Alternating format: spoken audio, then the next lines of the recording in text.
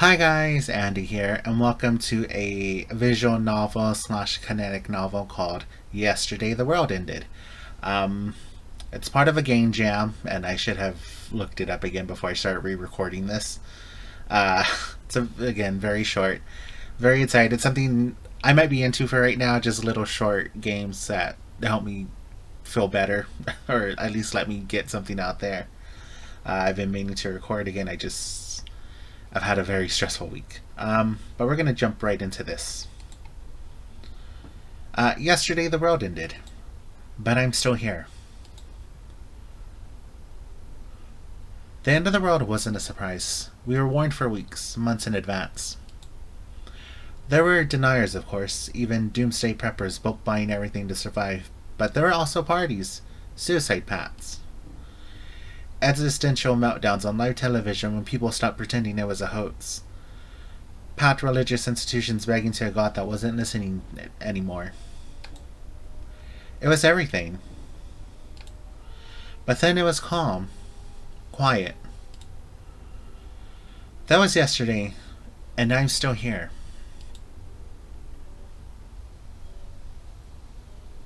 I ran away before midnight and climbed on the first train I could squeeze into. They were running for free, getting people back to their families for one last act of goodwill. It was crammed up and down with people praying to get to their loved ones before the end of the world. A little old lady let me sit next to her. She had her whole life packed in a bag and happily moved it so I could sit and stop panicking. She told me that we'd all be fine in the end. Somehow, deep down, I believed her. I'd fallen asleep listening to the frenzied but quiet chatter on the train, strangely soothed from the old woman's words. And then, when I awoke, no one was here. Like they were all raptured but me. I'm not sure how I feel about it. I checked my phone over and over again, but nothing's changed since last night. Internet won't connect. My messages won't send. My mom's last text still says I love you. Maybe I should have spent my last day with her. Maybe I wouldn't still be here. Alone.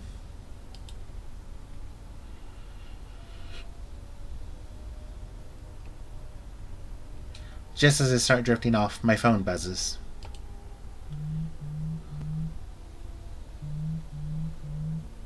It's eerie, out of place and wrong, even if it would have been normal yesterday. And I know the number. I know who's calling me. He wasn't raptured either, I guess. I think briefly about ignoring him. I ran away for a good reason.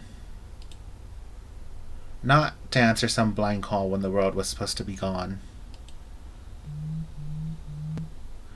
And yet, still, I swipe my phone open and answer. I always hated silence anyway. Hey, you're alive? He sounds shaky, tired, panicked. Probably everything I sounded.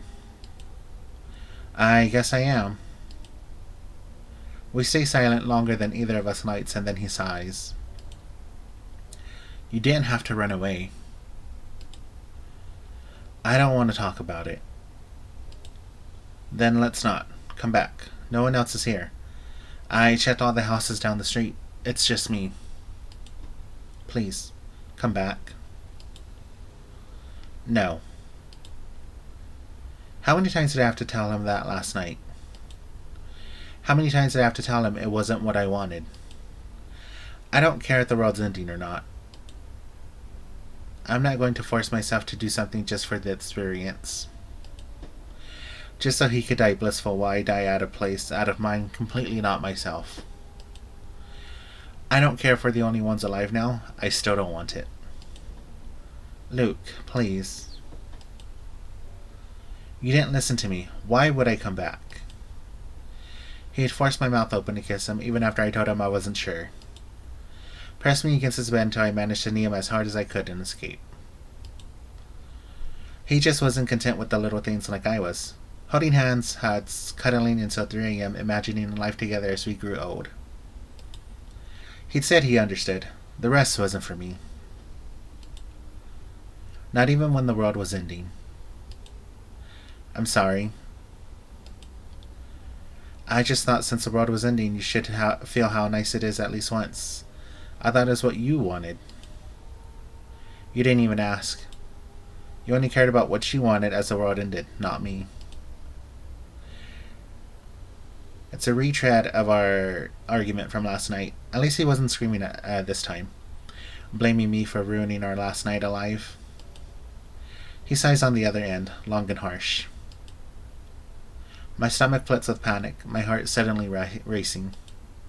No, I'm not there. I'm here. He can't do anything about it this time.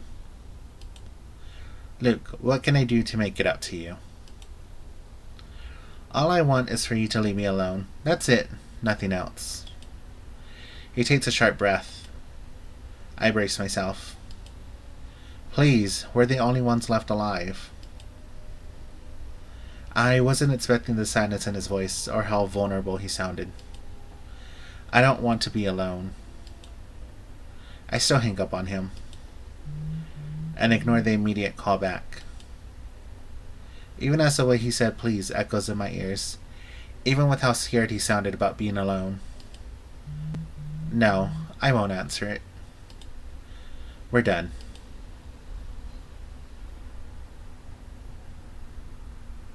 It's funny. I think I'm madder at myself than at what happened. He promised he wouldn't force me into anything I didn't want. Promised me he was happy with me the way I was. And all I did was believe the lie.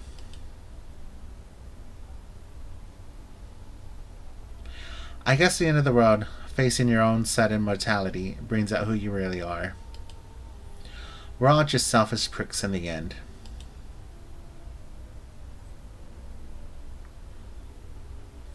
The train slowly stops and an automatic announcement rings out. I guess I'm here. Wherever here is. And there he is again. No, I don't have to answer. I silence it and move on.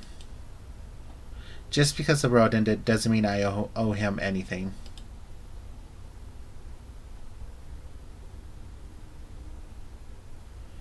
With a deep breath, I head through the train doors.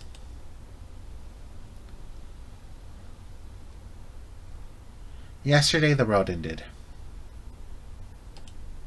And I'm still here. Alright, that was very short. I kind of liked it. I kind of wish there was more a little bit. I understand the point of the game jam is to be under 1,000 words. I kind of would like to see this expanded upon. Maybe figure out what's happening. You know, we'll see what happens. Anyway, that was Yesterday the World Ended. Thank you very much for watching. I'll probably upload a few more short videos this week.